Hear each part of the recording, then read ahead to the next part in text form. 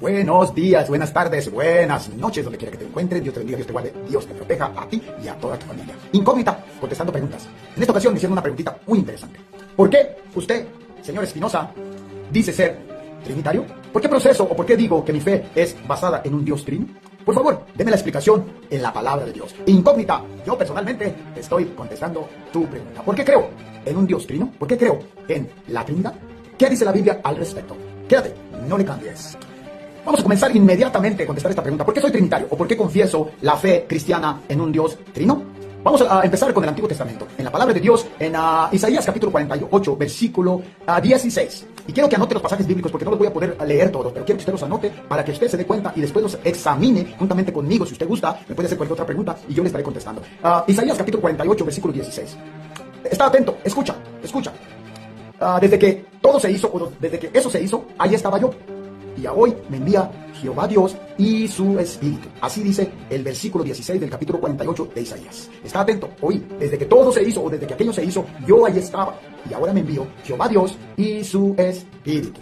Desde el principio ya estaba yo. Vamos a ver quién es este que estaba en el principio con Dios.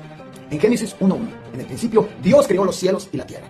Amén. En el principio, Juan 1:1 del 1 al 3 dice que en el principio estaba el verbo y el verbo era con Dios y el verbo era Dios mismo. Y este estaba en el principio con Dios. Y todas las cosas en este principio por el verbo fueron hechas. ¿Quién es este verbo?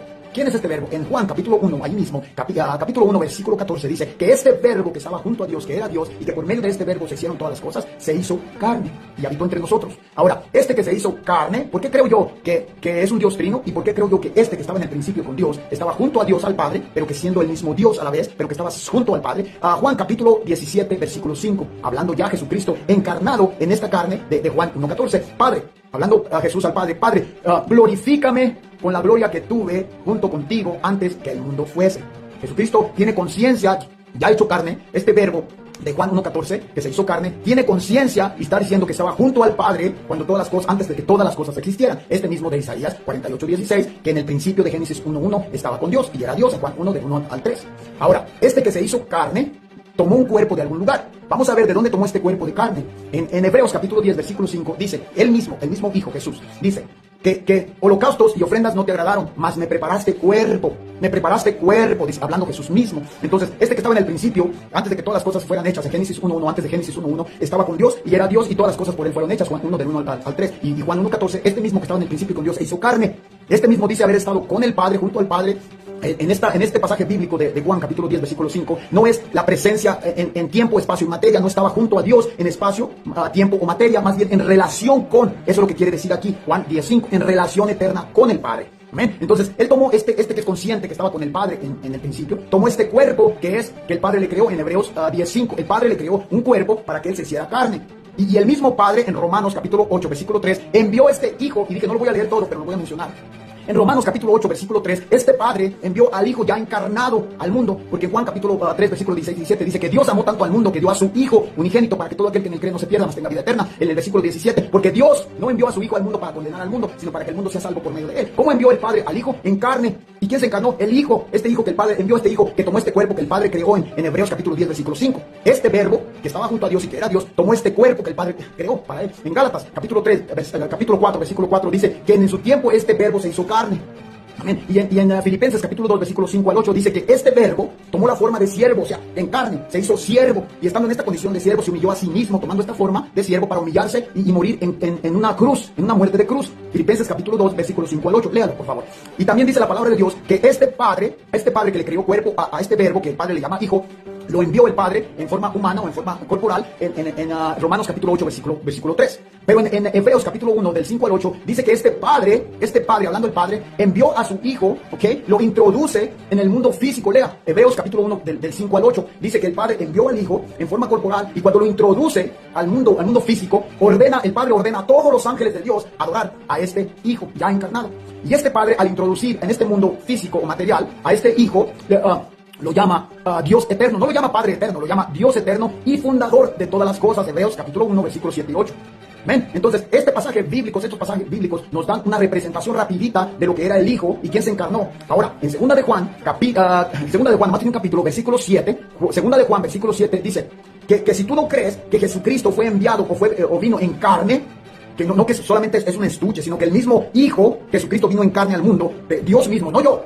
Dios mismo te está llamando mentiroso y te está llamando anticristo por no creer que Jesucristo vino en carne. Como ya dijimos, el Padre envió al Hijo, a este verbo, que el Padre le llama Hijo, lo envió en forma de carne. Romanos capítulo 8, versículo 3. Y este verbo que estaba con Dios en Juan, repito otra vez para que vamos a entender esto. Juan 1, del 1 al 3, dice que este verbo estaba con Dios y estaba junto a Dios, y por este verbo fueron hechas todas las cosas. Y este verbo se hizo carne, tomó este cuerpo que el Padre le creó en Hebreos capítulo 10, versículo 5, y tomó este cuerpo y el Padre lo envió. Ahora, ¿cómo lo envió? Por medio del Espíritu Santo. ¿Y quién lo puso? ¿Y cómo nació como hombre? Lo puso en la Virgen María, capítulo 1 de Mateo, versículo 20.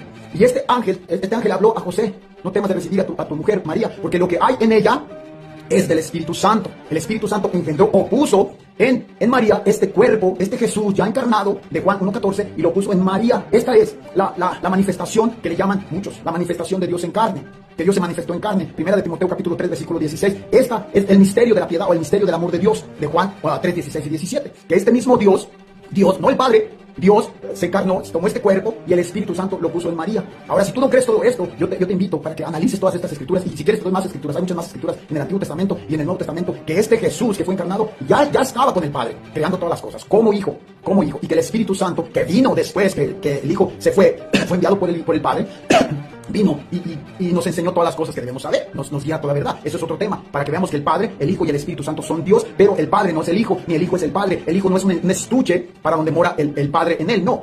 Jesús no es un estuche. Jesús es una persona que creó todas las cosas en el Antiguo Testamento y lo habla en el Nuevo Testamento. Amén. Si tienes alguna pregunta, alguna duda, por favor, házmelo saber. No sé si puedes entender esto que estoy diciendo, pero lo explico rapidito, otra vez, rapidísimo. Isaías 48, 16.